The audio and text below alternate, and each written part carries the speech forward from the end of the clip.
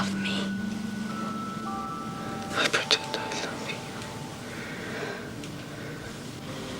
I pretend I love you too.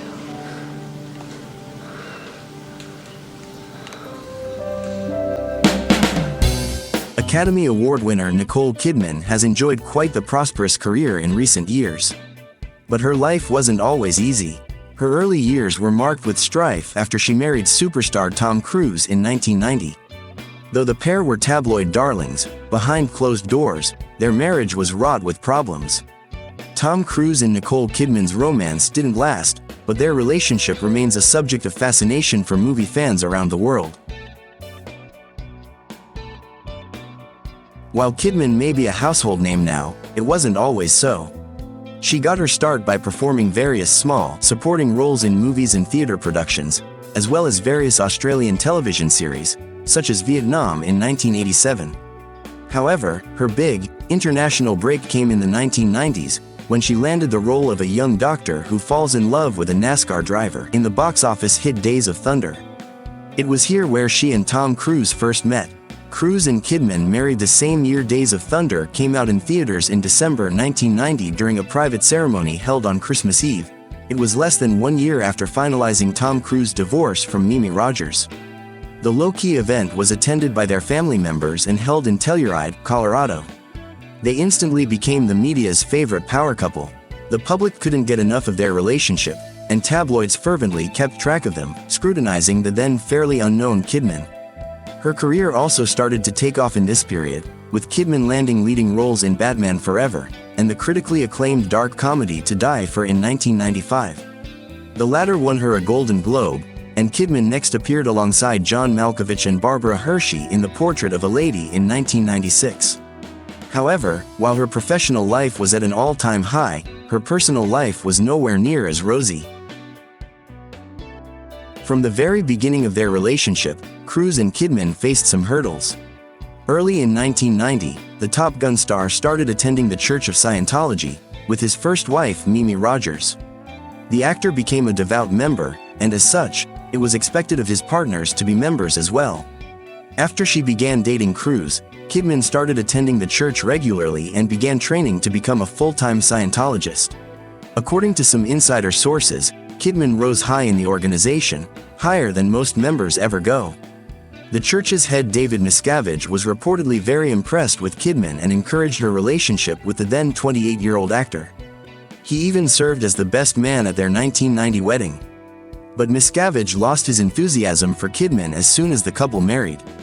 Cruise was head over heels for Kidman, so much so that he began neglecting his duties at the church. On top of that, Kidman herself began having doubts about her involvement with the organization. Since her father was a trained psychologist, she took issue with the church teaching that psychologists were oppressive people who could harm the organization. Things got worse during filming Stanley Kubrick's final film, Eyes Wide Shut, which premiered in 1999. Former high-ranking church officer Mike Rinder made a series of claims about the couple's marriage in his book, A Billion Years, My Escape from a Life in the Highest Ranks of Scientology. Rinder writes Tom began to ignore Scientology head David Miscavige's calls, and this allegedly prompted Miscavige to send Marty Rathbun, a top church executive, to the UK to audit Cruise, a process through which the subject is walked through events in their life to relieve negativity and reach a level of clear.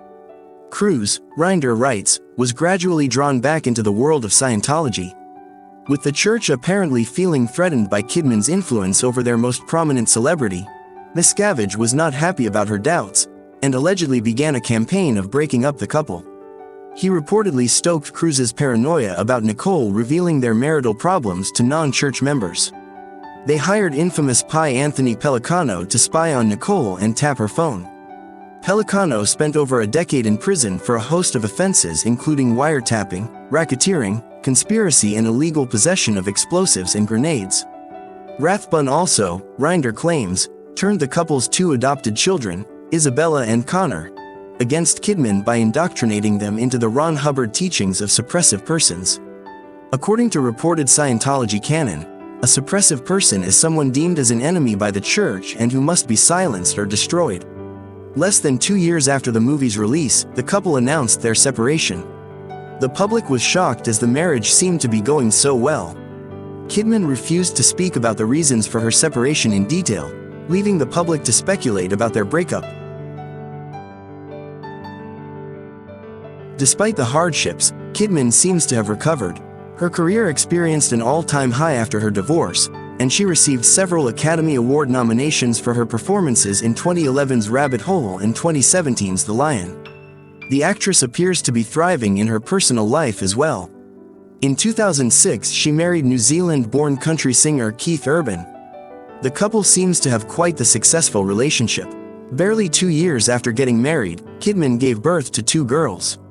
As for the adopted children she has with Cruz, Kidman has expressed her unconditional love for them.